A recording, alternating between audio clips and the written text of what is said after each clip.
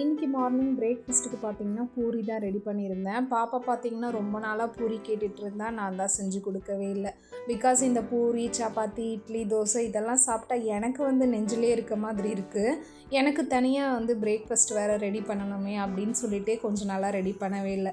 அவளையுமே ரொம்ப நாளாக வெயிட் பண்ண வச்சுட்டேன். அதனால் இன்றைக்கி பார்த்தீங்கன்னா பூரி தான் ரெடி பண்ணியிருந்தேன். இந்த ஒரு ரேக்கை வேறு இடத்துல சேஞ்ச் பண்ணி வைக்கலான்னு ரொம்ப நாளாக நினச்சிட்டே இருந்தேன். அது மட்டும் இல்லாமல் அந்த ரேக்குக்கு மேலே 4 சைடு ஸ்டெம் மாதிரி இருக்கிறது பார்த்திங்கன்னா ரொம்ப நீட்டமாக இருந்தது. அதுவுமே சேஃப்டி கிடையாது, அந்த அளவுக்குன்னு ஒவ்வொரு நாளும் தோணிகிட்டே இருக்கும். ஸோ அந்த செல்ஃபை அப்படியே மேலே கரெக்டாக வச்சு அதுக்கு நட் போட்டுட்டு அதுக்கு மேலே என்னென்ன திங்ஸ்லாம் ஆர்கனைஸ் பண்ணி வச்சுருந்தனோ அது எல்லாமே ஆர்கனைஸ் பண்ணியாச்சு. நெக்ஸ்ட் மந்த் டியூ டேட் அப்படிங்கிறதுனால கொஞ்சம் வெசல்ஸை மூட்டையில் கட்டி வச்சாச்சு. இந்த பிங்க் ட்ரா ஆக்சுவலி இங்கே தான் இருந்தது. அதை அதே இடத்துல வச்சுட்டு இந்த வெசல்ஸ் மூட்டையும் அந்த கவுண்டர் டாப் கீழே ஆர்கனைஸ் பண்ணிட்டேன்.